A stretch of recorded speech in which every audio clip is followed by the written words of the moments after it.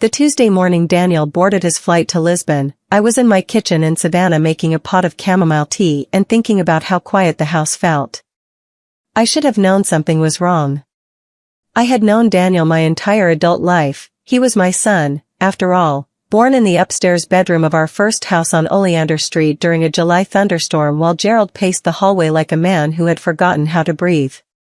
For 47 years I had watched Daniel grow from a red-faced, screaming infant into a handsome, confident man with a firm handshake and an easy smile that made everyone in the room feel like the most important person there. For 20 years, I had trusted him with everything that mattered. I need you to understand what those words mean, everything. Not just my savings account or my investment portfolio. Everything. When Gerald died 6 years ago and left behind a life insurance payout, a pension, a collection of retirement accounts, and the kind of financial complexity that made my head spin, it was Daniel who stepped in and said, "Mom, don't worry about any of this. I've got you." And I believed him. My name is Eleanor Marsh. I am 72 years old. I spent 34 years teaching English literature to teenagers in Savannah's public school system, and for most of my adult life I believed that the greatest investment I ever made was the time and love I put into raising my son. I was wrong about that. And the way I found out would change everything I thought I knew about trust, family, and what it means to truly love someone. But I am getting ahead of myself. Let me start at the beginning. Gerald and I married young. I was 23, he was 26, and we had exactly $400 between us and a stubborn belief that love was enough to build a life on. It turned out to be mostly true. Gerald worked his way up through 30 years at a regional insurance company to become a senior underwriter, modest but steady work that paid the bills, put Daniel through a good college, and allowed us to tuck away a little each month for retirement. We weren't wealthy people. We were careful people. That is a distinction that matters enormously. Daniel was our only child, and I think that is important to say plainly, because only children carry a particular weight, the undivided attention of two people who want everything for them. We didn't spoil him exactly, but we invested in him in the way that parents of one child tend to do, not just financially but emotionally and intellectually. Every debate at the dinner table, every college application essay reviewed and re-reviewed, every after-school conversation about what Daniel wanted to do with his life. What he wanted, it turned out, was money. Not in a crass way, not the way you might imagine a cartoon villain wanting money, but in the way of a man who finds mathematics beautiful and control intoxicating. Daniel had a gift for numbers.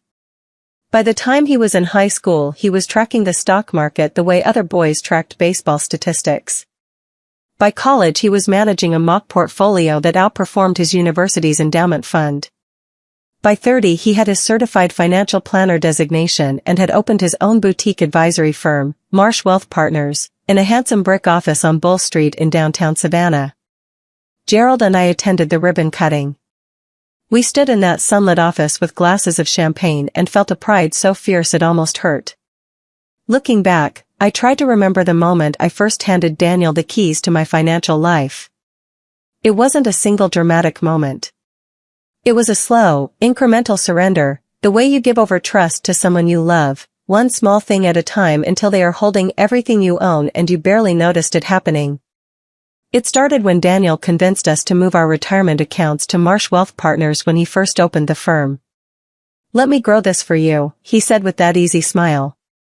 "I'll treat your money like it's my own." We signed the forms, transferred the accounts, and watched our quarterly statements with quiet pride as Daniel's investments outperformed what our bank had been doing.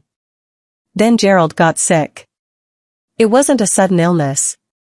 It was the slow, grinding kind, a heart condition that announced itself with a mild attack when Gerald was 64 and spent the next 3 years making itself known in increasingly serious ways. During those 3 years, Daniel handled more and more of our finances. Not because Gerald couldn't manage, but because managing finances became one task too many for a man who was conserving his energy for the harder work of staying alive.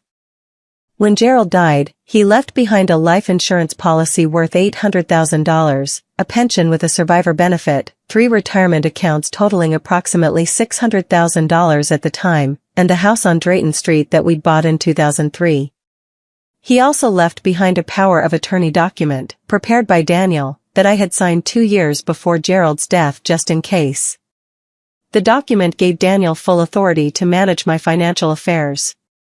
At the time, it felt like love.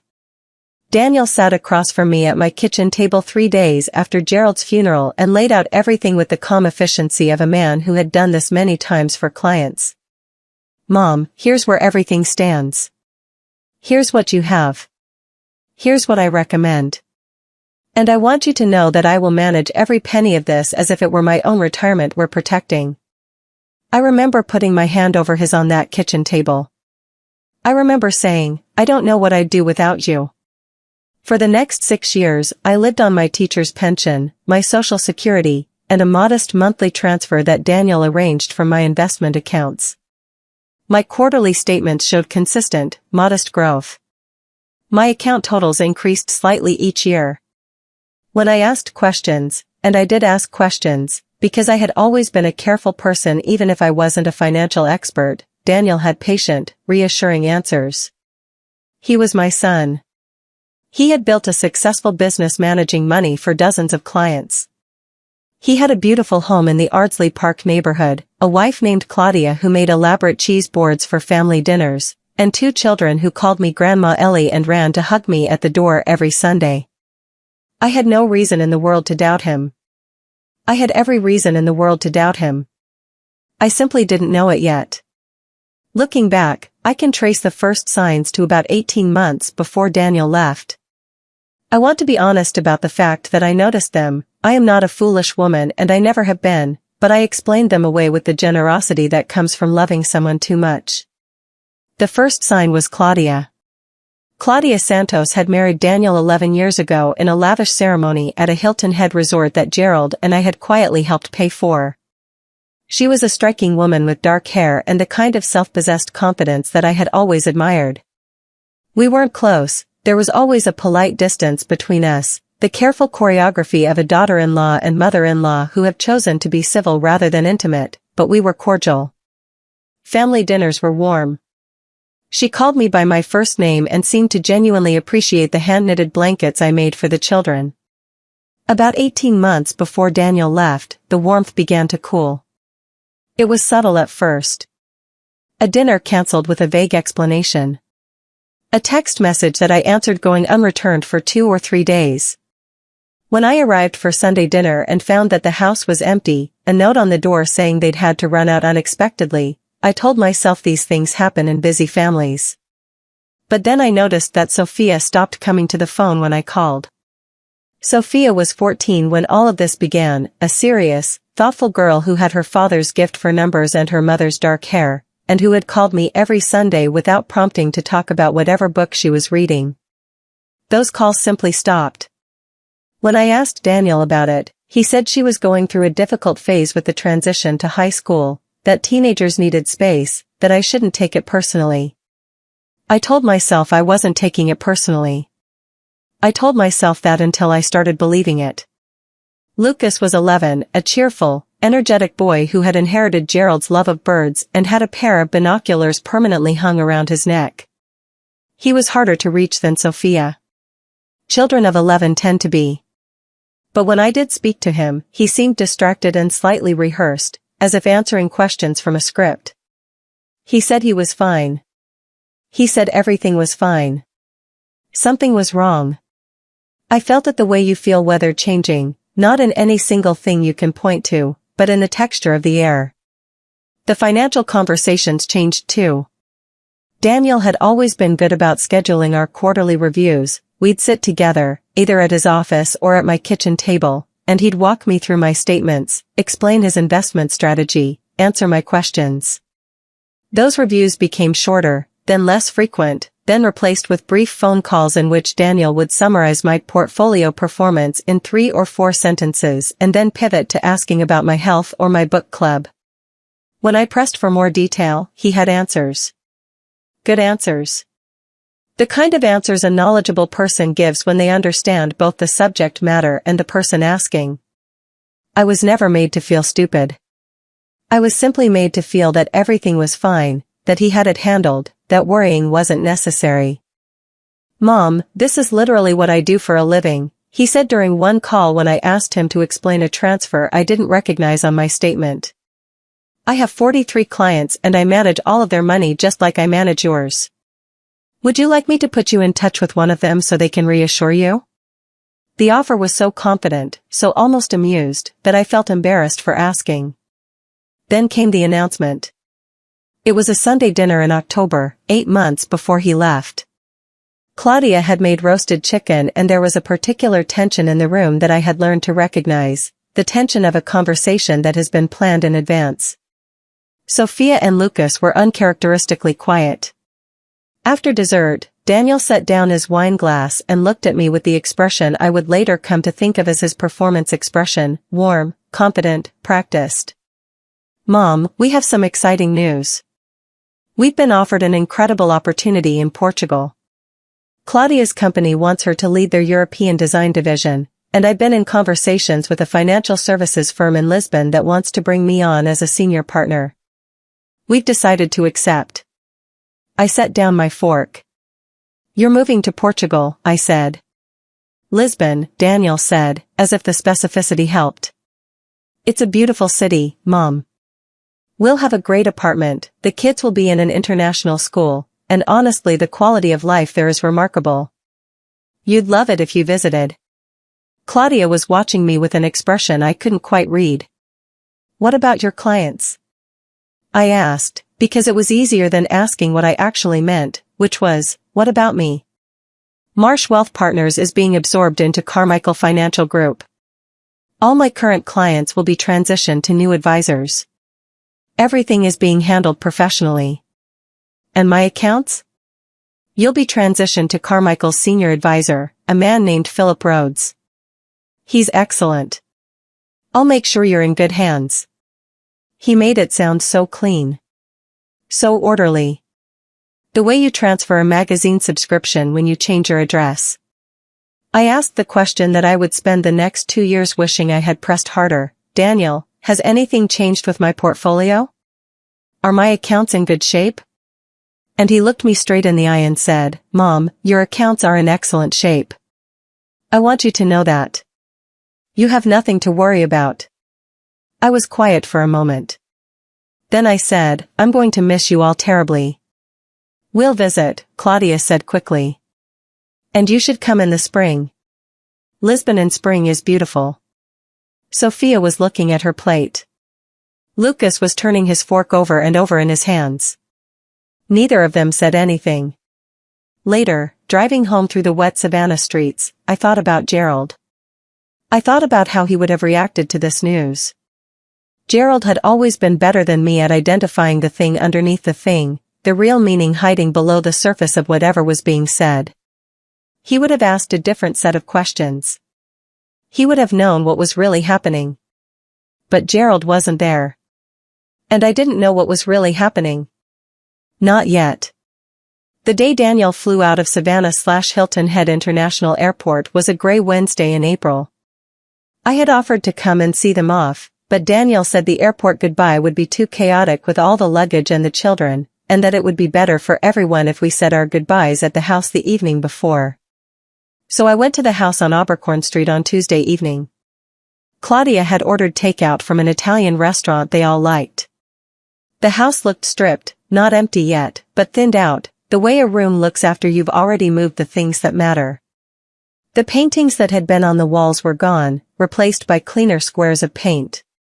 The bookshelves that Daniel had always kept packed were half empty. "I shipped most of our things last month," Claudia said when she caught me looking.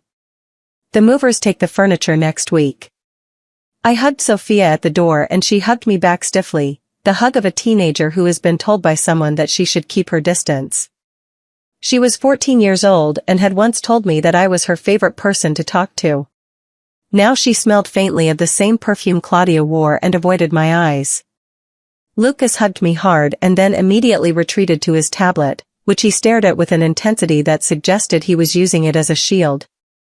Daniel and I sat on the back porch after dinner while Claudia took the children upstairs to finish packing their carry-on bags.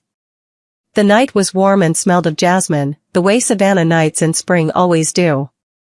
I had rehearsed a dozen things I wanted to say and found that none of them would come. "Are you happy about this?" I asked finally. Daniel looked at me with an expression I had never seen on his face before. Not quite guilt. Not quite satisfaction. Something in between that I didn't have a word for then but that I have since come to call calculation. "I'm excited," he said. "This is a great opportunity. For Claudia," I said carefully. "For all of us. Is everything all right between you two?" He laughed, and the laugh was the most normal thing that had happened all evening. "Mom." "Yes. Everything is fine. We're just ready for a change." He paused. "You should think about selling the house. A place that size is a lot for one person." I stared at him. "I've lived in that house for 19 years. "I know. I'm just saying, with us gone, you might want something smaller. Easier to manage." That was the moment I should have known. Not because he was wrong about the house, it was too large for one person, but because of the way he said it. Casually. Like a man tying up loose ends. I hugged him goodbye on the porch and held on longer than I normally would. He patted my back with the practiced tenderness of someone who has read about warmth in a book. I drove home. I made my chamomile tea. I sat in the kitchen and thought about nothing in particular. The following morning, at 7:43, my phone rang with an unknown number. "Mrs. Marsh?" The voice was a woman's, low and quick, the voice of someone talking faster than she'd planned to. "This is Patricia Owens. I was Daniel's office manager at Marsh Wealth Partners. I don't know if you remember me. I've been with the firm for 12 years. I remembered Patricia. A capable, quiet woman with reddish-brown hair who had always brought me a cup of coffee when I visited the office and who had treated me with the particular careful courtesy that employees extend to the boss's mother. "Patricia," I said. "Yes, of course I remember you. What's wrong?" There was a pause. The kind of pause that contains a decision. "Mrs. Marsh," she said, "I need to tell you something. I've been trying to decide whether to call you for 3 months and last night Daniel boarded a flight and now I know he's not coming back and I just can't stay quiet anymore." My hand had gone very still on the phone. The kettle on the stove began to whistle and I didn't move to take it off. "Tell me," I said. Patricia Owens had worked for Daniel since the 3rd year of Marsh Wealth Partners, which meant she had been present for almost the entire life of the firm. She had watched it grow from a 2-person operation to a 12-person advisory practice with 43 client accounts. She had filed paperwork, generated statements, fielded client calls, and managed the administrative machinery of Daniel's professional life with the quiet competence of someone who sees everything and chooses, for years, to say nothing. She had also, at Daniel's direction, been falsifying my financial statements for approximately 4 years. She told me this in a voice that shook only slightly, in the measured way of someone who has rehearsed a difficult confession until the words came out smooth even if the meaning remained ragged. "The statements you received each quarter, Mrs. Marsh, the ones showing your portfolio balance, your investment returns, your account values, those weren't real. I generated them separately from the actual account data. Daniel gave me the numbers to put in them." The kettle was still whistling. I still didn't move. "What do the real accounts show?" I asked. Another pause. I have documents, Mrs. Marsh. I've been printing things for 3 months because I knew eventually I'd have to show someone. The real account values are significantly different from what you've been seeing." "How different, Patricia?" She told me. I sat down on the kitchen floor. Not because I felt faint, exactly, but because my legs simply decided that standing was no longer a reasonable use of their energy. The investment portfolio that my quarterly statements had consistently shown is worth approximately $940,000, the portfolio that Daniel had been growing steadily, carefully, in my name for the past 6 years, was worth, according to Patricia's real records, approximately $63,000. The difference, she explained with the careful precision of a woman who had spent 12 years working with numbers, had been moved in a series of transactions over 4 years. Some of it had gone through a company called Meridian Capital Solutions, LLC, which sounded like a legitimate investment vehicle but was, as far as Patricia could determine, a shell company that Daniel had set up and through which money had been funneled to accounts she couldn't trace. Some of it had been charged out as management fees that far exceeded the 2% annually that Daniel had initially disclosed. Some of it appeared to have gone directly into accounts that Patricia identified as belonging to Daniel and Claudia personally. There was also a transfer 3 weeks ago, Patricia said. Her voice had steadied as she talked, the way voices do when the worst part has been said and you're simply reporting facts now. A large one.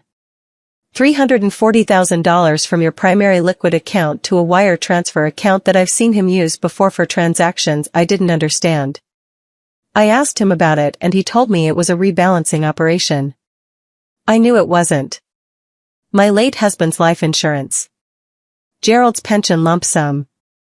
34 years of Gerald going to work every morning and coming home every evening and believing, as I had believed, that we were building something that would protect our future.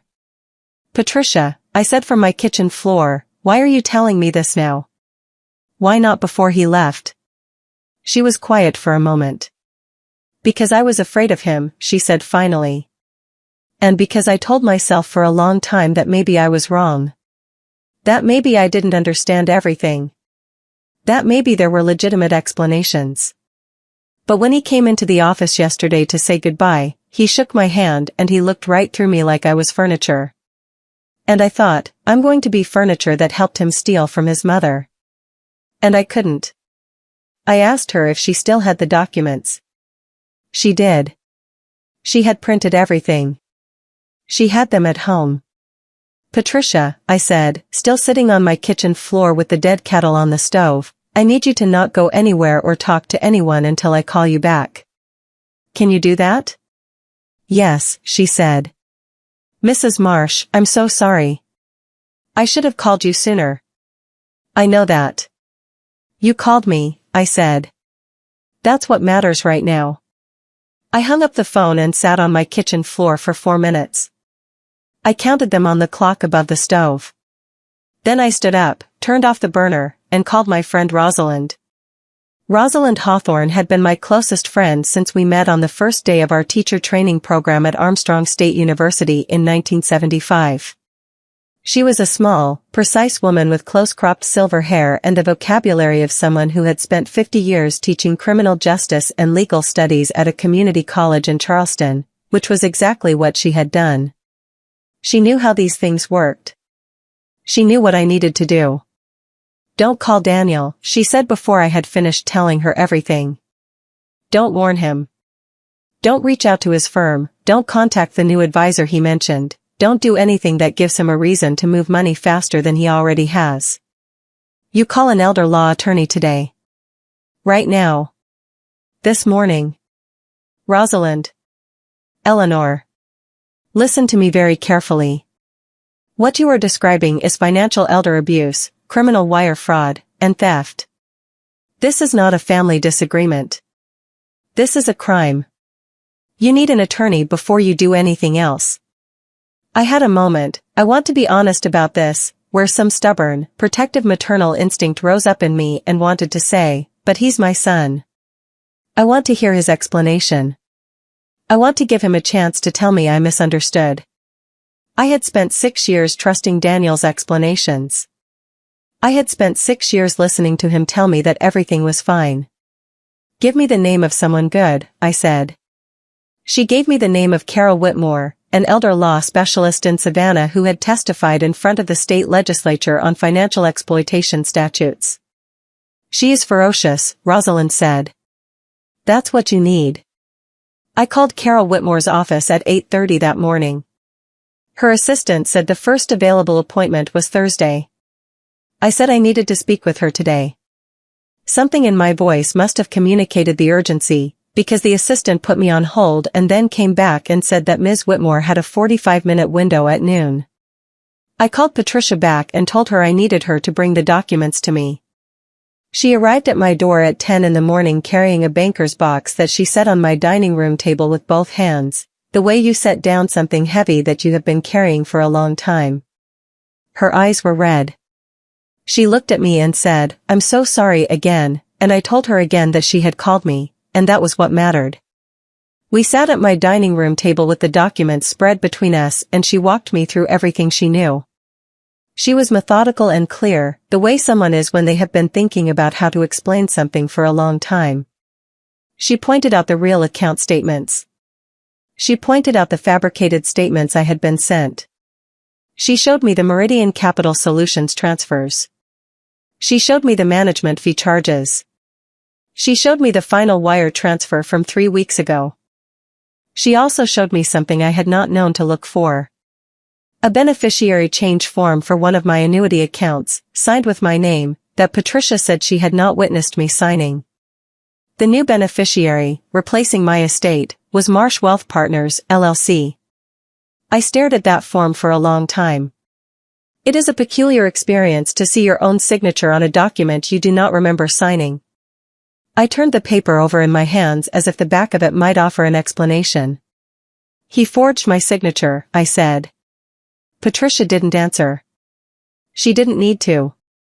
I took photographs of every document. Then Patricia drove home and I sat at my kitchen table until it was time to meet Carol Whitmore. Carol Whitmore was a woman in her mid-50s with a blunt silver bob and reading glasses that she wore on a chain around her neck and deployed with the decisive efficiency of someone drawing a weapon.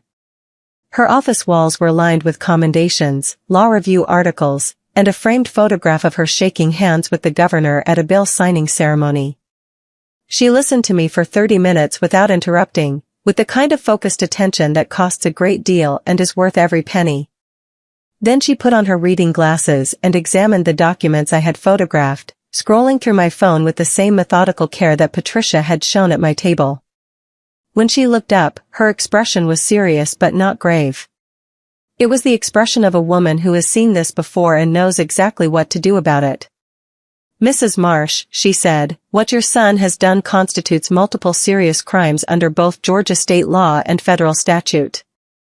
The falsification of financial statements, the misappropriation of funds under power of attorney, the apparent forgery of your signature on the beneficiary change form, and the wire transfers to shell companies all constitute elements of financial elder abuse, wire fraud, and breach of fiduciary duty. The forgery alone is a separate felony. Can we get my money back?" "Some of it, almost certainly. Possibly most of it, depending on how well he's hidden it.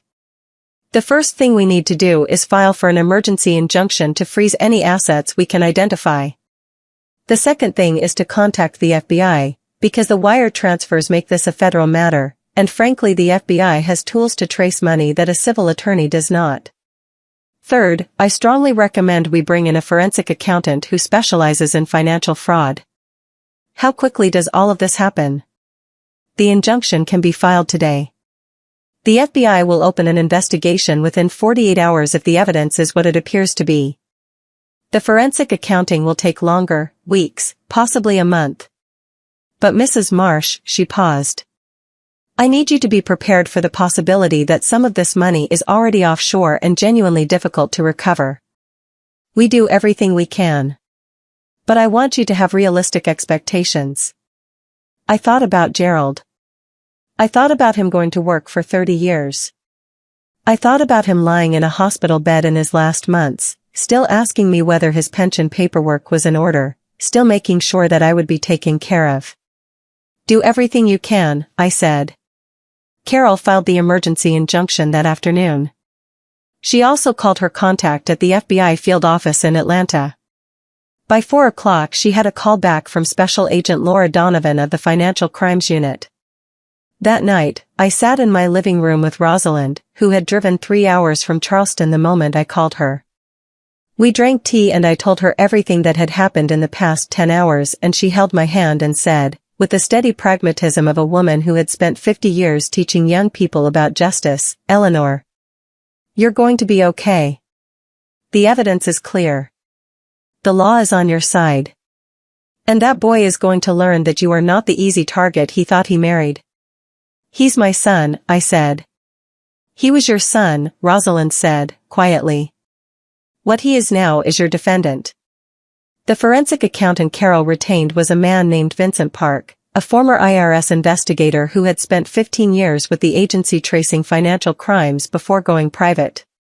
He was a quiet, methodical man in his early 40s who wore the same beige blazer every time I saw him and who had a gift for explaining complex financial mechanics in language that didn't make me feel patronized. It took Vincent 3.5 weeks to complete his initial analysis of Daniel's management of my accounts. When he presented his findings, he did so with the careful thoroughness of a man who understood that every number represented something real in someone's life. The total amount removed from my accounts over a period of approximately 4.5 years was $1,183,412. I want you to sit with that number for a moment, the way I had to sit with it when Vincent set his report in front of me on Carol Whitmore's conference table. $1,183,000. More than 30 years of Gerald's work. More than the value of our house. The entirety of the financial security that we had spent our lives building. He didn't take it all at once, Vincent explained. The pattern is sophisticated. Small amounts in the early months, likely testing the system and your response. Then larger transfers as he became more confident. The shell company, Meridian Capital Solutions, was set up specifically to receive these funds and then redistribute them. We've identified 3 offshore accounts, 2 in the Cayman Islands and 1 in Cyprus, that appear to be the final destinations of a significant portion of the money. How much have we frozen? Carol asked. The emergency injunction caught approximately $220,000 in a domestic account that Daniel hadn't moved yet. The offshore accounts are more complex. The FBI is working with international financial intelligence units, but it takes time. The wire transfer Patricia told me about, I said. The $340,000. Vincent found my eyes. That was the last major movement before he left. It went through a relay of accounts that we're still tracing. But based on the pattern, we believe most of it ended up in the Cyprus account. The forged beneficiary form, Carol said. That's the one piece he was sloppy about, Vincent said. It was notarized by a notary public whose license we've been able to verify wasn't active on the date of the supposed signing. The forgery is demonstrable. I had a strange experience in that conference room that I want to try to describe accurately. I had expected to feel destroyed by these numbers. I had expected grief and panic and the particular nauseating vertigo of discovering that your foundation has been removed from under you. And those feelings were there, they are still there when I think about it even now.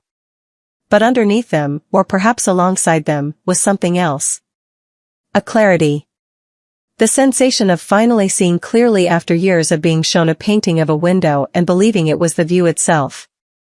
I had not been failing to understand Daniel's explanations. Daniel had been lying to my face for 4.5 years. That is a different thing entirely. And knowing the truth, however terrible, was better than the carefully maintained fiction. What else do I need to know? I asked.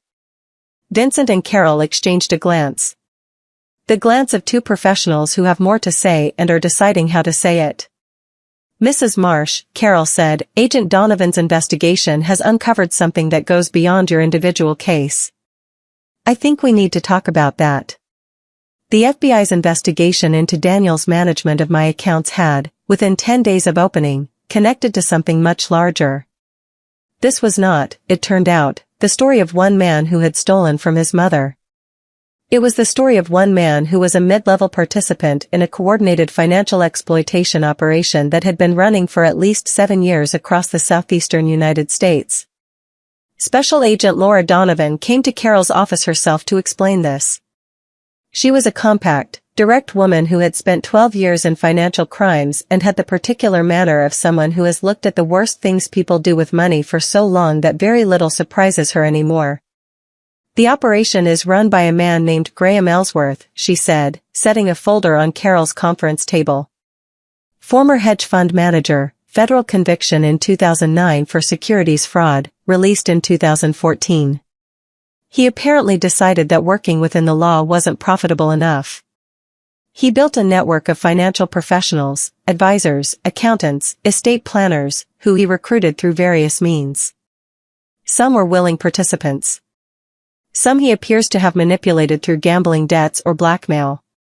We believe Daniel Marsh was initially approached because of a gambling problem that we found evidence of in his financial records. I felt sick. Daniel has a gambling problem, I said.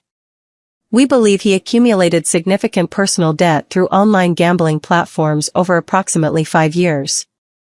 Based on his bank records, he lost approximately $170,000 during that time. Ellsworth's network offered him a way out. They would absorb his debts in exchange for his participation in the scheme. The scheme works by having network participants identify elderly clients with substantial assets and limited financial oversight ability. The advisors then systematically misappropriate those funds, using shell companies and offshore accounts to obscure the movement. Ellsworth takes a percentage as the network fee. The rest goes to the participant. How many clients? I asked. Donovan paused. We've identified 61 victims so far. We believe there may be more. The total amount stolen is estimated at over $9 million. $9 million. 61 elderly people who had trusted someone with the savings of their lifetimes. Daniel wasn't the only one, I said. No. We've identified 8 other financial professionals in the network across Georgia, South Carolina, Tennessee, and Florida. Daniel was, based on the records we've reviewed, one of the more prolific participants. He had more access than most, because he managed family accounts with power of attorney, which gave him broader authority over his clients' assets. Carol leaned forward. Were there other family members victimized beyond Mrs. Marsh? We've identified 4 other clients of Marsh Wealth Partners who appear to have been systematically defrauded. All elderly, all with limited immediate family oversight of their accounts. She paused. But Mrs. Marsh, your case is the most significant, both in terms of the amount stolen and in terms of the evidence we have. Patricia Owen's records are exceptionally detailed. She gave us the internal documentation we needed to understand exactly how the fraud was executed. I thought about Patricia sitting across from me at my dining room table with her banker's box, her red eyes, her voice that shook only when she first began to speak. She had been afraid of Daniel for years. She had participated in falsifying my statements because she had been afraid. And then she had overcome that fear and picked up a phone. What happens to Patricia? I asked. She's cooperating fully with the investigation. Her attorney has negotiated immunity in exchange for her testimony and documentation. She will not be charged. Good, I said, and I meant it without qualification. Daniel had not been idle. I learned this 4 days after the FBI opened their investigation, when I received an email from an address I didn't recognize, sent through what appeared to be a European routing system, with no subject line and a message that read, "Mom, I know you've been talking to lawyers. I need you to understand that there are things about your financial situation that would look very bad if examined closely. I would hate for Gerald's estate to be investigated for things that happened before I took over management. I think it's best for both of us if we talk before this goes any further. D." I forwarded it immediately to Carol and to Agent Donovan. This was the moment I understood fully and completely that the Daniel who had sat on my back porch on a warm jasmine-smelling evening and called this a great opportunity was not a man who had made bad choices out of weakness or desperation. This was a man who had calculated, who had threatened, who was still calculating and threatening even from abroad. 2 days later, I received a call from a woman named Iris, who introduced herself as Claudia's sister in Atlanta. I had met Iris twice at family events. She was a thin, well-dressed woman who had always seemed faintly bored at family gatherings. "Eleanor," she said, in the careful tone of someone delivering a prepared message, "I want to reach out as family. I know there's some kind of misunderstanding going on with the financial situation, and I think it's important for everyone to take a breath before things get out of hand. Claudia is very worried about the effect all of this is having on the children. How is this affecting the children? I asked carefully. Sophia and Lucas are aware that something is wrong with Grandma Ellie, and it's been very upsetting for them. I understand you've been making some allegations that have Daniel very stressed. I paused. Iris, I want to be very clear about something. I have not made allegations. I have hired an attorney and cooperated with a federal investigation into the documented theft of over $1 million from my accounts. That is not an allegation. That is a documented fact. A silence. Then, Eleanor, I think you might want to reconsider whether your memory of the financial arrangements with Daniel is entirely accurate. Sometimes as we get older. I hung up the phone.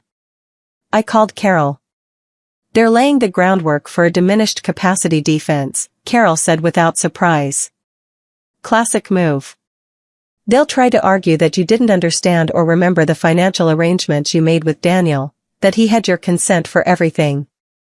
We need to get a cognitive assessment done, immediately, to establish on the record that you are completely mentally competent. I went to a neuropsychologist the following morning. 4 hours of testing. The results were unambiguous and documented in a 17-page report that concluded I was functioning at the high end of normal cognitive ability for my age group with no evidence whatsoever of memory impairment, confusion, or diminished judgment. The neuropsychologist added a note at the end that was apparently unusual enough to warrant inclusion. This patient's recall of financial documents, dates, and sequential events is remarkable in its precision. I kept that report on my kitchen counter where I could see it. The next escalation came in a form I had not anticipated. Daniel called me from Portugal, not the blocked anonymous call I had been expecting, but a video call, clear and high definition, as if he wanted me to see his face.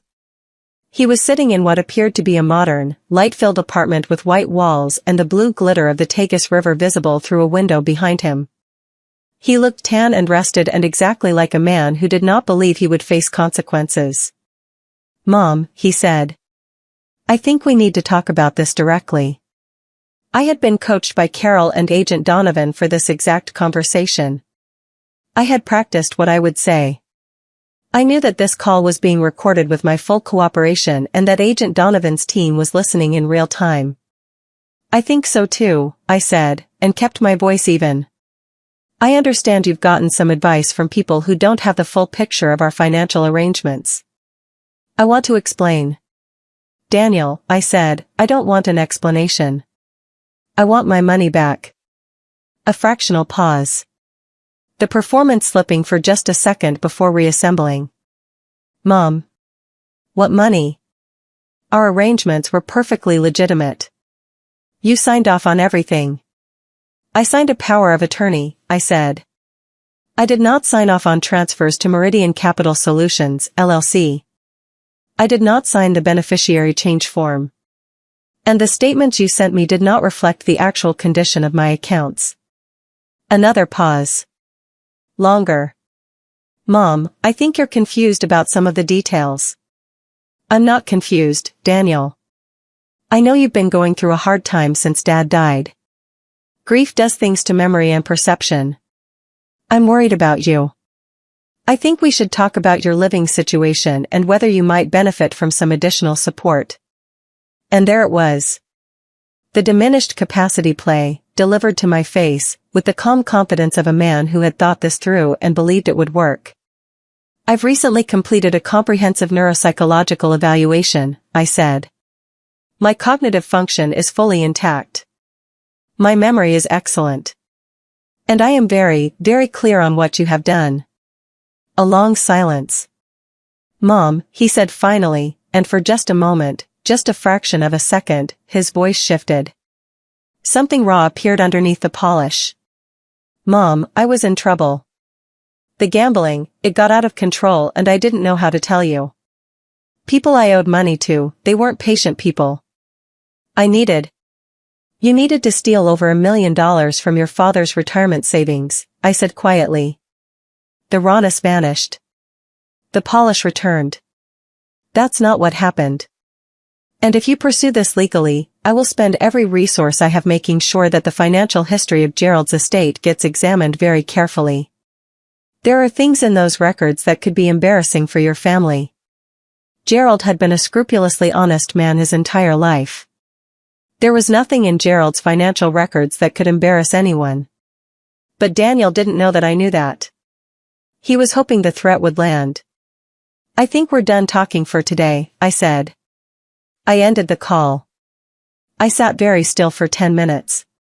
Then I called Carol and told her Daniel had made a veiled threat about Gerald's estate records on a recorded call. Good, Carol said. That's called obstruction. The children were in Lisbon.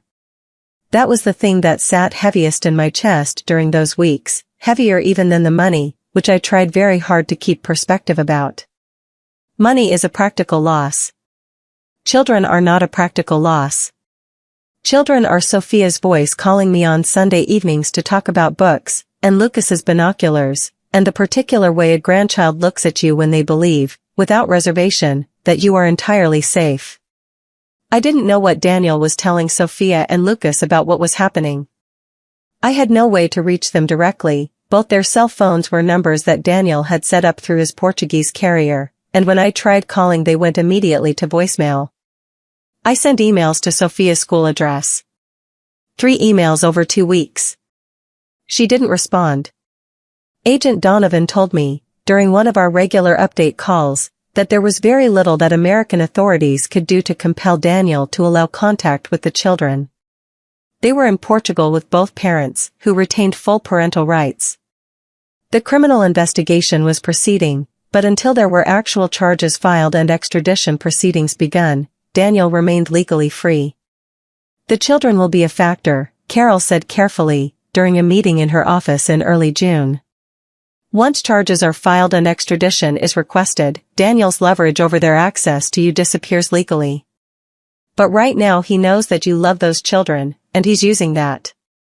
Rosalind, who had become a fixture in my house during those weeks, sitting at my kitchen table with her tea and her unflinching pragmatism, said something that I needed to hear. Eleanor, she said. You cannot let him use the children to make you stop. If you back down because you're afraid he'll cut you off from Sophia and Lucas, he wins. And then he uses that tactic forever. You stop. You pay up. You're quiet. And every time in the future when he wants something from you, he threatens the children again. I knew she was right. I also knew that knowing something is right is not the same as feeling nothing when it costs you. I put a photograph of Sophia and Lucas on my kitchen table where I could see it every morning. Not as a reminder of what I was losing, but as a reminder of what I was fighting for. Because if Daniel went to prison, when Daniel went to prison, those children were going to need their grandmother. They were going to need someone who had stood firm. Who had refused to be intimidated. Who had shown them, by example, that you do not let people steal from you and call it love. I owed them that. And I was going to deliver. The operation that Agent Donovan and her team proposed was straightforward in theory and terrifying in practice. Graham Ellsworth, the man who ran the network that Daniel had been a part of, had been attempting through intermediaries to contact Daniel since the FBI investigation began. His network's funds were being frozen account by account, and he was looking for ways to stabilize the situation. Donovan's team had identified a secure channel through which Ellsworth was communicating with network participants and had been monitoring it. The plan was to set up a meeting between me and an intermediary of Ellsworth's. Under the pretense that I was willing to pay a sum of money, they suggested $150,000 to make the criminal investigation go away quietly. This would accomplish 2 things. It would give Ellsworth and his associates enough rope to legally incriminate themselves, and it would give the FBI additional evidence of the network's obstruction and extortion tactics. Mrs. Marsh, Agent Donovan said during the briefing in her Atlanta office, with Carol sitting beside me and 2 other FBI agents present, I want to be completely transparent about the risks. These are financial criminals, not violent offenders. But desperate people in collapsing criminal enterprises sometimes make unpredictable choices. We will have protection in place throughout. You will never be alone or unsupervised. I thought about Patricia. I thought about the banker's box on my dining room table. I thought about 61 elderly people whose savings had been methodically stolen. I'll do it, I said. The meeting was arranged for a Thursday morning at a coffee shop in Midtown Atlanta. I wore a recording device and was fitted with an earpiece through which Agent Donovan could communicate with me in real time. 4 FBI agents occupied other tables in the cafe and 2 vehicles were positioned outside. The man who came was not Ellsworth himself but an intermediary named Barry Crowfoot, a compact man in his 60s who looked like a retired school principal and spoke with the deliberate courtesy of someone who had spent years being unthreatening on purpose. He told me he was a dispute resolution consultant. He said that he understood I had some concerns about my financial relationship with my son. He said that these situations could often be resolved outside of formal legal processes in a way that was better for everyone involved, especially families. He asked if I was interested in exploring that possibility. I said I was interested in understanding what he was offering. What he offered, laid out over 45 minutes of careful, euphemistic conversation, was this: in exchange for $150,000, paid through a process he would detail privately, the individuals involved in managing my son's business operations would use their connections to create difficulty for the federal investigation, potentially resulting in dropped charges or reduced proceedings. He made clear that these connections extended to people within the legal and regulatory system. He was offering to bribe someone in the federal government, on an FBI recording, in a Midtown Atlanta coffee shop. When he finished, I said, "I'll need to think about this." He nodded pleasantly and gave me a phone number. 2 minutes after he left the cafe, Agent Donovan appeared at my table. "Mrs. Marsh," she said, "that was extraordinary. We have everything we need." Barry Crowfoot was arrested in the parking garage 3 blocks away. Portugal has a robust extradition treaty with the United States, a fact that Daniel had apparently not verified before choosing it as his destination. This was, according to Agent Donovan, either arrogance or incompetence, and perhaps both. The extradition request was filed in late June. The Portuguese authorities were cooperative.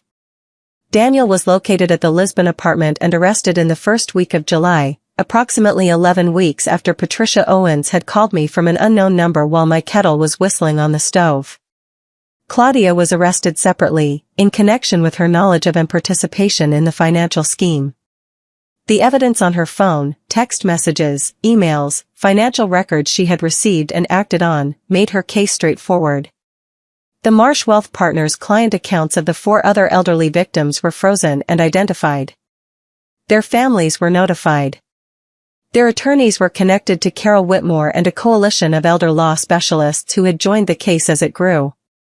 Graham Ellsworth was arrested in Charleston, South Carolina, at a marina where he kept a 40-foot sailboat. He had apparently been planning to leave the country by sea. He was 62 years old and had been running his network for 9 years. The day Agent Donovan called me to say that Daniel was in custody, I was sitting in my garden in the late afternoon light, doing nothing in particular.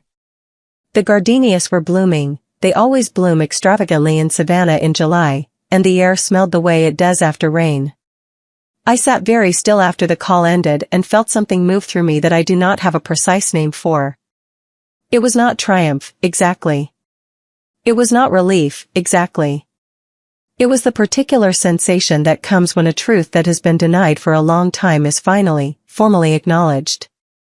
The way a broken bone feels different once it's been properly set and you can begin the actual work of healing. I thought about Gerald. I thought about what he would have said. He would have said, "Well, Ellie, that took a while. But you got there." Then I got up and made myself dinner and called Rosalind. The children were brought back to the United States by Portuguese child welfare authorities in coordination with Georgia DFCS, 6 days after Daniel and Claudia's arrest. Claudia's mother, a woman named Marie Santos who lived in Marietta, Georgia and whom I had met perhaps 3 times at family events, initially sought temporary custody. Carol put me in touch with a family law attorney who advised me on my rights as a grandparent and my petition for visitation and eventual custody consideration. The process was careful and involved home studies, background checks, and several interviews with a child welfare specialist named Dolores Hammond. What Dolores told me, after her first interview with Sophia and Lucas, made me grip the arms of my chair. The children appear to have been told, she said carefully, that their grandmother had become financially unpredictable and was making false accusations against their father out of confusion and resentment. They were told that the move to Portugal was partly because you had become a source of family stress. Sophia, in particular, has internalized some of this. She's a smart, perceptive girl and I believe she has doubts about the narrative she's been given, but she's been living with it for months. Lucas is less certain about what he believes and is mainly scared and confused. They are both going to need significant therapeutic support. Can I see them? I asked. That's actually something I want to discuss with you. Sophia asked about you specifically during our interview. She asked if Grandma Ellie was okay. Sophia. My steady, serious, book-reading Sophia, who had called me every Sunday for years and had hugged me stiffly at the door and had kept her eyes down at the dinner table on the night Daniel announced the move. Who had been told her grandmother was confused and unreliable, and who had still asked, in the first honest conversation she'd had in months, if I was okay. I was allowed a supervised visit with the children at a DFCS family center 2 weeks after their return. Sophia walked in ahead of Lucas, saw me, and stopped walking. She looked at me for a long moment with her father's careful eyes. Then something in her face shifted, the controlled, grown-up expression that she had been wearing fell away briefly, and she said, Grandma Ellie. I knew it wasn't true. I held her for a long time. Lucas hugged me from the side, the way he always had, with his whole body and both arms. Then he leaned back and looked at me with great seriousness and said, Grandma Ellie. Were you really okay when Daddy left? Because Aunt Roz told Mom you were fine, but Mom said Aunt Roz was part of the problem. I was okay, I said. A little scared. But okay. Are you still scared? Not anymore, I said. He seemed to find this satisfying. Over the following weeks, as the legal proceedings took shape and the custody situation clarified, Claudia's mother Marie was approved for temporary legal custody with generous visitation for me, which Carol negotiated carefully. I saw Sophia and Lucas as often as the arrangements allowed. Marie Santos was, it turned out, a quiet and kind woman who had been as blindsided by her daughter's actions as I had been by Daniel's. We sat together in waiting rooms and hallways and the parking lots of family centers with the particular solidarity of two people who have been victimized by the same criminals and are choosing, together, to protect the children those criminals had left behind. I raised her to be better than this, Marie said to me once, her voice low and tired. You didn't go wrong, I said. She made her own choices. Children make their own choices. Marie looked at me steadily. You're very generous, Eleanor. I'm practical, I said. Being angry at you doesn't help Sophia and Lucas. Being cooperative with you does. We were not best friends. But we were allies, in the way that people become allies when they are standing on the same ground against the same storm. The federal trial of Daniel Marsh, Claudia Marsh, Graham Ellsworth, and 9 co-defendants began in Atlanta the following February and lasted 11 weeks. I attended every day that I could, sitting in the gallery with Carol beside me and Rosalind on my other side, watching the systematic presentation of evidence that documented what had been done to me and to 61 other people. Patricia Owens testified for 2 days. She was precise, clear, and deeply remorseful, and she did not flinch from any of the prosecution's questions. She described in meticulous detail the mechanics of the falsified statements, the shell company transfers, the fee misrepresentations. When the defense attorney attempted to characterize her as a willing co-conspirator who was testifying in exchange for immunity to save herself, Patricia said quietly, I falsified documents because I was afraid of losing my job and because I told myself I was just following instructions. I am ashamed of that. I am testifying because what was done to Mrs. Marsh and the other clients was wrong, and I knew it was wrong every single time I did it. I caught Patricia's eye as she stepped down from the stand. She looked at me as if expecting judgment. I nodded, once. Her shoulders fell slightly, with something like relief. Vincent Park's forensic accounting testimony lasted 3 days and was, by all accounts, devastating to the defense. He presented the financial architecture of the fraud with the methodical precision of a man who had traced every dollar to its source and its destination and could account for its entire journey. The recorded video call with Daniel, the one in which he had threatened to have Gerald's estate examined and had described my concerns as the product of grief-impaired memory, was played in court. I sat very still while Daniel's voice came through the courtroom speakers and watched the jury watching me. The recording of Barry Crowfoot's conversation at the Atlanta coffee shop was played. The jury watched that very carefully too. My own testimony lasted 4 hours across 2 days. I was asked about 20 years of financial management, about the evolution of my trust in Daniel, about the quarterly statements and what they had shown versus what was real, about the phone calls and the deflections and the explanations that had kept me from seeing the truth for 4.5 years. When the defense attorney rose for cross-examination and asked me, with the particular condescension that some attorneys apply to elderly female witnesses, whether I had a full understanding of the financial arrangements I had entered into, I set down my water glass and looked at him directly. I had a full understanding, I said, of what my son told me was happening. My accounts were growing. My investments were performing well. My financial future was secure. That is what he told me. I trusted him because he was my son and because I had no reason to believe that a person I had loved and supported for 47 years would systematically steal from me. I was not ignorant of finance. I was deceived by someone I trusted. Those are 2 very different things. The attorney moved on. Daniel's sentencing came on a gray Thursday morning in early April. He was sentenced to 17 years in federal prison on charges of wire fraud, financial elder abuse, conspiracy, identity theft, and forgery. The judge, the Honorable Patricia Greer, noted in her remarks that the duration of the fraud, the deliberate exploitation of a familial trust relationship, and the systematic targeting of multiple elderly victims all constituted aggravating factors that argued for a sentence at the upper end of the guidelines. Claudia accepted a plea deal in exchange for her cooperation and received a sentence of 6 years, with eligibility for parole after 4. She was required as a condition of the plea to provide full financial disclosure and to cooperate with asset recovery proceedings. Graham Ellsworth received 22 years and was ordered to pay $9,400,000 in restitution to all identified victims. When the gavel fell at the end of Daniel's sentencing hearing, I felt, I want to be honest about this, nothing dramatic. No rushing wave of vindication. No theatrical exhale of relief. Just the quiet, solid feeling of a door being closed. Not the door of our relationship, which had been closed for months by then. The door of uncertainty.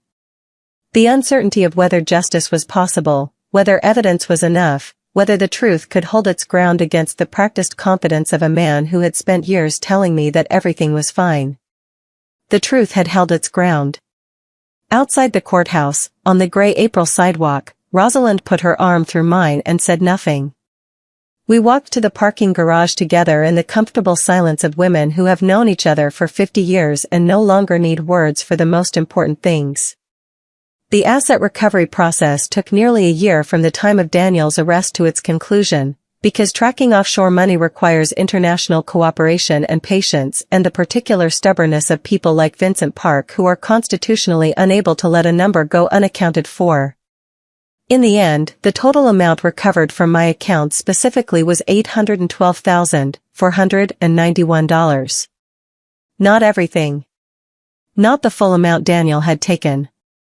But a substantial portion, recovered through a combination of the frozen domestic account, the Cyprus account which was successfully seized through a mutual legal assistance treaty request, and Claudia's cooperation in identifying additional assets that she disclosed as part of her plea agreement. Combined with the restitution order, I was in materially better financial shape than I had feared during those first terrible days when I sat on my kitchen floor and counted 4 minutes on the clock above the stove. Carol Whitmore advised me to work with a fee-only financial planner, someone with no discretionary authority over my accounts, someone who could advise but not act without my explicit approval for every transaction. I followed her advice. I also had the power of attorney dissolved and replaced with a carefully limited healthcare proxy that named Rosalind, not a family member, as my decision-maker in the event of incapacity. I put the house on Drayton Street on the market and sold it. Daniel had been right that it was too large for one person. He had been wrong about the reason for saying so, but the fact itself was accurate. I bought a smaller house 4 blocks away, a beautiful 1940s cottage with a walled garden and a sunlit kitchen and enough space for what my life had become. For the 4 other Marsh Wealth Partners clients who had been defrauded, the recovery process was harder. 2 of them had lost everything in the traditional sense, their account balances had been entirely liquidated. Carol helped connect them with the victim advocacy resources attached to the federal case, and a civil suit against the estate of Marsh Wealth Partners was proceeding. I testified in support of that civil suit. I contributed financially to a legal defense fund that Carol helped establish for elderly fraud victims who couldn't afford the litigation costs. It was the right thing to do. We had been victimized by the same people. We deserved to stand together. There was one particular victim I want to tell you about. Her name was Frances Albright, and she was 81 years old, and she had been a Marsh Wealth Partners client since Daniel opened the firm. She had been introduced to Daniel through her late husband, who had been a colleague of Gerald's at the insurance company all those years ago. She lived alone in a small apartment in Thunderbolt and had no children and only a distant niece in Maryland who called on birthdays. Frances had lost $420,000, the entirety of her liquid savings, everything her husband had left her. When the federal case broke open and victim services contacted her niece, the niece drove down from Maryland and found Frances living on Social Security alone, with no savings, no emergency fund, and a refrigerator that was mostly empty because she had been quietly rationing her grocery budget for 4 months without telling anyone. I went to see Frances. I sat in her small living room on a Wednesday afternoon while she made tea, insisting on making it herself, with the dignity of a woman who still had that much left, and she told me that the worst part wasn't the money. The worst part was that she had trusted Daniel. Had liked him. Had told her niece, when he first took over her accounts, that she felt lucky to have found such a capable and personable young man. He reminded me of my son, she said quietly. If I'd had one. I thought about that for a long time on the drive home. I thought about all the different shapes loneliness takes, and how people like Daniel and Graham Ellsworth understood those shapes and used them with the precision of surgeons. They hadn't just stolen money. They had stolen the comfort that people find in believing that someone capable and trustworthy is looking after them. That particular comfort, for an elderly person living alone, is worth more than any dollar amount. I talked to Carol about Frances. Carol put me in touch with the victim services coordinator handling the restitution process, and we worked together to make sure that Frances received the maximum possible expedited assistance from the recovered funds. We also connected her with a community support network in Savannah that could provide regular check-ins, grocery assistance, and social engagement. I visited Frances every 2 weeks after that. We played cards and talked about our late husbands and complained about our knees with the unconstrained frankness that women our age have entirely earned. She became, in the months that followed, one of the people I was most glad to know. Not despite what we had both been through. Because of it. My sister Dorothy had always been the family realist. She was 5 years younger than me, had spent her career as an emergency room nurse in Asheville, North Carolina, and had a nurse's particular lack of patience for euphemism. She had distrusted Daniel since he was a teenager, for reasons she had mostly kept to herself out of respect for my obvious love for him. When I called to tell her what had happened, the full account, beginning with Patricia's call and ending with the frozen accounts, Dorothy was quiet for a long time. Then she said, "Eleanor, I need to tell you something I have never said to you before, because you needed to hear it from yourself and not from me. But I have never, in 47 years, trusted that boy." "I know," I said. "You do?" "I think I knew there was something," I said. "I think I chose not to know it." Dorothy came to Savannah 3 days later and stayed for 6 weeks, occupying my spare room and cooking meals I didn't ask for and sitting beside me through the worst of it with the particular companionship of a sibling, which requires nothing explained and nothing justified. She was there when the reality of what had been lost fully landed on me, not the money, but the narrative. The story I had told myself about the family I had built and what it meant. The investment of love and time and faith that turned out to have been received by someone who was calculating its yield rather than returning it. "You spent 47 years loving him," Dorothy said one evening over the dinner she had made, and I was barely eating. That was real. The love was real. He wasn't capable of returning it properly, but that's his failure, not yours. Your love wasn't wasted.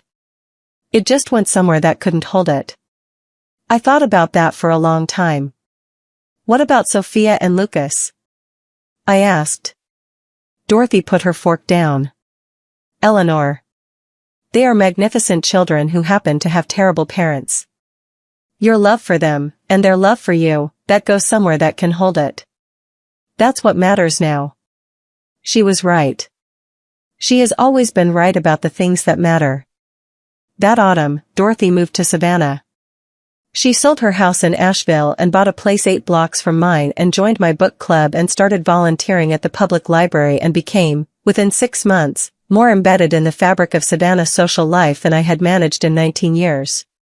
She also became a fixture in Sophia and Lucas's lives, because Dorothy in retirement is the kind of woman who makes things happen, and what she decided should happen was that those children should have stability, love, and someone who made excellent biscuits every Sunday morning. We built something, Dorothy and I and Marie Santos and Rosalind driving down from Charleston on weekends. We built the thing that should have been there all along, a web of people who showed up, who were honest, who did not use love as a bargaining chip. Custody of Sophia and Lucas settled, after many months of legal proceedings, into an arrangement that gave Marie Santos primary physical custody, with generous and frequent visitation for me and, increasingly, Dorothy. Sophia, who turned 16 this summer after Daniel's arrest, was in therapy and was the kind of teenager who approached her own emotional processing with the same analytical rigor she brought to everything else. She read books about family trauma and manipulation and would discuss them with me with a thoughtfulness that sometimes took my breath away. "Grandma Ellie," she said during one of our Saturday afternoons together, we had established a routine of walking to a bookshop near my house and then sitting in the garden afterward. "I've been reading about how people in abusive family systems often don't see it while it's happening. Is that what happened to you?" "Something like that," I said carefully. "I think it happened to me too," she said. "I believed what Dad told me about you. That you were confused and difficult. And the whole time I believed it, I knew something was wrong.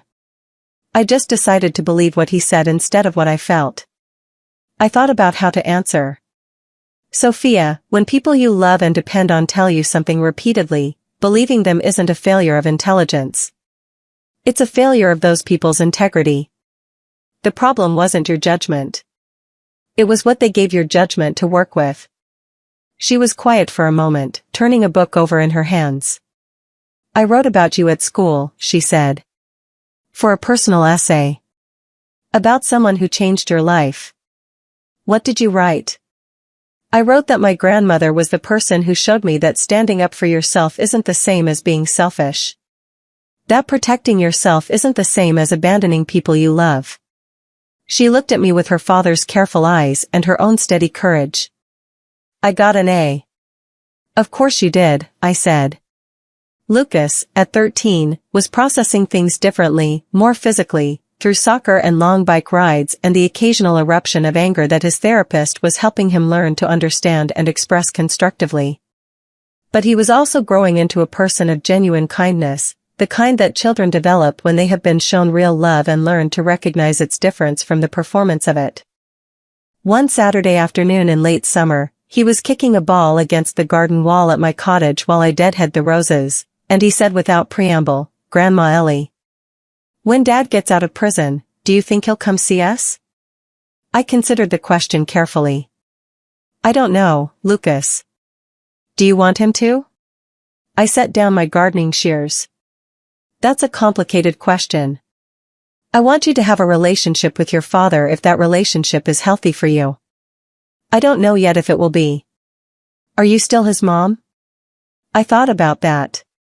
I'm always going to be the woman who raised him.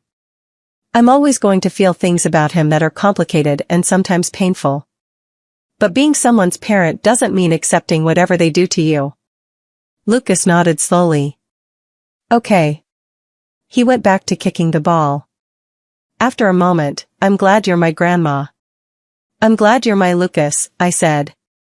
He grinned at me over his shoulder. He had Gerald's smile. It still startled me sometimes, to see it on his 13-year-old face. Patricia Owens had left Savannah 6 months after the trial. She moved to her sister's home in Knoxville while she figured out what came next. She had lost her job, obviously, and her professional reputation in the financial services industry was effectively over, and she was carrying the weight of having participated in the falsification of statements that had damaged not just me but 5 separate victims. She called me every few weeks, at first tentatively and then with increasing comfort. I had forgiven her. Not immediately, and not without working through what forgiveness actually meant in this context. Because she had done the thing that changed everything. She had made the call. She had carried a banker's box to my dining room table. She had walked into a federal courthouse and told the truth under oath. Forgiveness, I had concluded, is not an absolution of wrongdoing. It is a choice about where you direct your own energy. Holding Patricia accountable in my heart for what she had done required me to carry something heavy. Setting that down did not mean pretending she hadn't done it. It meant deciding that I would no longer give the wrong she had done the power to determine how I felt about her courage in correcting it. She took a job as an office manager at a pediatric dental practice in Knoxville. She was, she told me, working with a therapist to address the combination of professional fear and moral compartmentalization that had allowed her to falsify statements for years while telling herself she wasn't really responsible. I told myself I was just the assistant, she said during one of our calls. That I was just following instructions. I had a family to support. I needed my job. All of it was true and none of it was enough. No, I said. It wasn't enough. I know. A pause. Mrs. Marsh. If I hadn't called you, would it have come out anyway? I thought about this honestly. Maybe. The FBI might have found it through other means. But Patricia, the evidence you brought to my dining room table was the foundation of the entire federal case. 61 victims got justice because you made a phone call. She was quiet for a moment. I should have called sooner. You called, I said. When you needed to. There is something I want to say about what it means to discover, at 72 years old, that you have been wrong about something for a very long time. I think there is a common assumption that the elderly are more naive, more easily deceived, more limited in their capacity to recover from betrayal. My experience suggests the opposite. At 72, I had resources I would not have had at 40. I had a life's worth of relationships built on genuine reciprocity.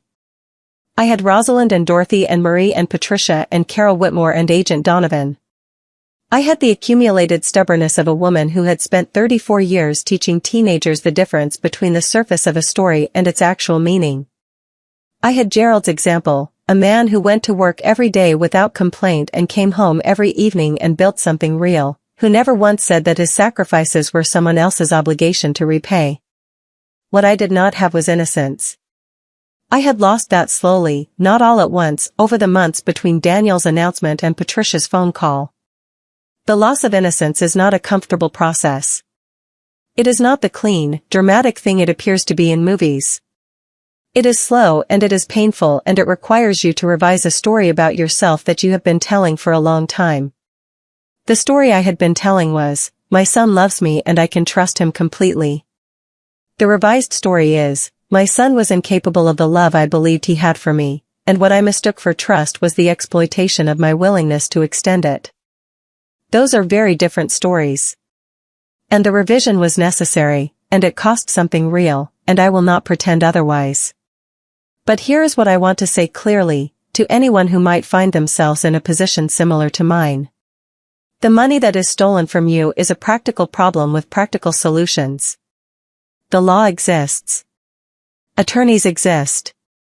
Federal investigators exist. Evidence, preserved and documented, has power. The love that was never actually returned is a different kind of loss, and it requires a different kind of response. You cannot sue for it. You cannot recover it through forensic accounting. You have to grieve it honestly, let it change your understanding of what actually happened, and then build something new with the people who are genuinely capable of giving you what you actually deserve. I built something new. It is smaller than what I thought I had. It is also, in every way that matters, larger.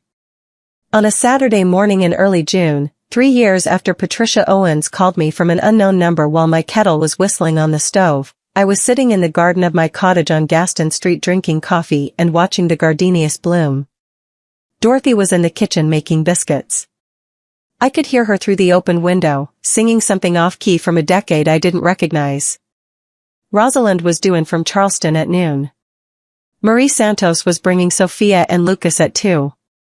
Sophia was 17 now, tall and serious and bound for an art and design program at Georgia Tech in the fall. She had been corresponding with 3 of the other elderly victims from the Ellsworth Network through a victim support program that Carol Whitmore's firm had helped establish. She told me she wanted to study architecture because she was interested in what makes structures hold and what makes them fail. I thought that was the most honest thing I'd heard in years. Lucas was 14 and had developed opinions about birdwatching locations across Georgia that he expressed with the authority of someone 3 times his age. He had also, I was proud to report, begun tutoring younger students in mathematics at his school. He had discovered, he told me, that he liked explaining how things worked. The home I had built, the actual home, the people and relationships and daily rituals that constituted it, was different from the one I had planned for retirement. Gerald and I had imagined something simpler, quiet years, Sunday dinners, watching our son and his family flourish. What I had instead was noisier and more complicated and required more of me than the simple version would have. It was also more. I was now a certified elder fraud prevention advocate, speaking at conferences and working with the Georgia State Legislature on enhanced protections for elderly financial consumers. My testimony had contributed to the passage of a bill that strengthened the fiduciary duty requirements for financial advisors managing elderly clients' accounts and established enhanced penalties for power of attorney abuse. I had also, at Rosalind's instigation, written a 60-page guide to financial self-protection for elderly individuals, which Carol's firm distributed free of charge to clients over 65. Patricia Owens, from Knoxville, had contributed a chapter on what to look for in the behavior of a financial advisor who may be mismanaging accounts. It was the most practically useful thing she could think to do, she told me, and I agreed. The Meridian Capital Solutions shell company, Ellsworth's network, the falsified statements, the forged signature, the video call from a sunlit Lisbon apartment, all of it was documented and real and had happened to me, at 72, and I had stood in the middle of it and chosen, deliberately and clearly, to fight back. I mention this not because I think it makes me extraordinary.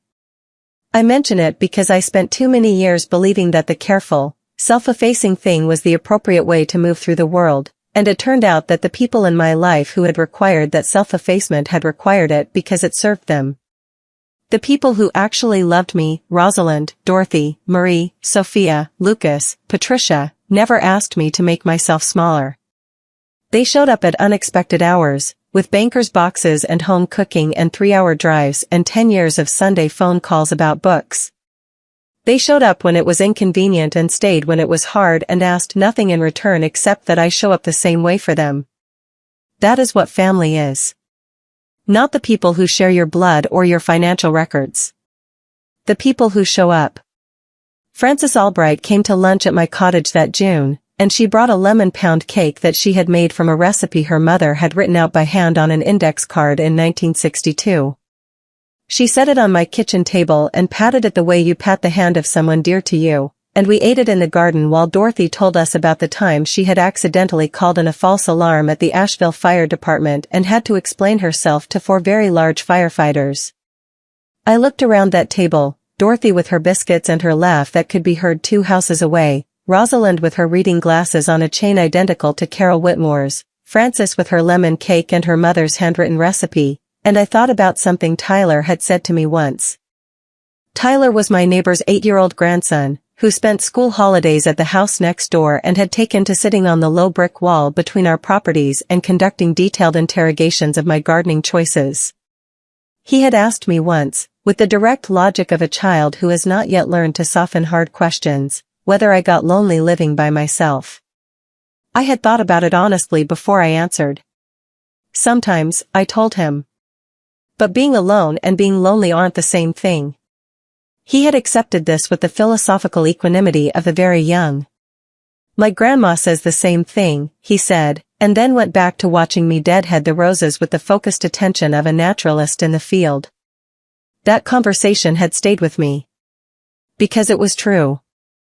Alone and lonely are not the same thing. I had spent decades in a marriage and a family structure that I had believed were full, and some of the loneliest moments of my life had come from standing in a room full of people who loved me in the conditional way, the way that attached the love to my usefulness, my compliance, my willingness to fund their comfort. Now I was alone more often than not, in the practical sense. And I was the least lonely I had ever been. Dorothy came out the back door with a plate of biscuits and set them on the garden table. "They're not as good as yours," she said. "They're better than mine," I said. "Don't flatter me." She sat down and poured herself coffee. "How are you feeling today?"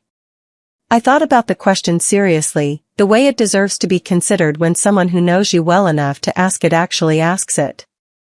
"I'm good," I said. "Really good." Dorothy looked at me over her coffee cup. "You look it. You look like yourself." I looked at the gardenias. I thought about Gerald.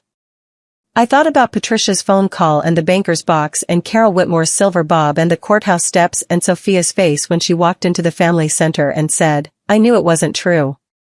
I thought about Lucas, with Gerald's smile and his binoculars, telling me he wanted to be like me when he grew up. I thought about what I would tell him when he was older and wanted to understand what had happened and what it had meant. I would tell him, the people who try to make you small are banking on the possibility that you will believe them. The moment you stop believing them, their power over you ends. I would tell him, trust is not weakness. Trusting the wrong person is a misfortune. What matters is what you do once you know the truth. I would tell him, your grandfather went to work every day for 30 years because he believed the work would protect his family. He was right about that. It just took the right people to do the protecting. I would tell him, I am 72 years old and I am just getting started. 3 years after Patricia's call, the network investigation had led to 37 arrests across 6 states. Graham Ellsworth was serving his 22-year sentence and had been ordered to pay back more than $9 million to his victims. The financial counseling operation he had built and run for 9 years was dismantled. Several families who had been torn apart by his network's manipulation tactics were slowly, carefully, finding their way back to each other. I had been interviewed by news programs and podcasts. A documentary crew from Atlanta spent 2 days filming in my garden and in Carol Whitmore's conference room. I found I didn't mind the camera as much as I thought I would. I had a story worth telling and I intended to tell it clearly. 3 states had passed new legislation, partly as a result of advocacy work connected to the Ellsworth case, strengthening protections for elderly people who had granted power of attorney to family members.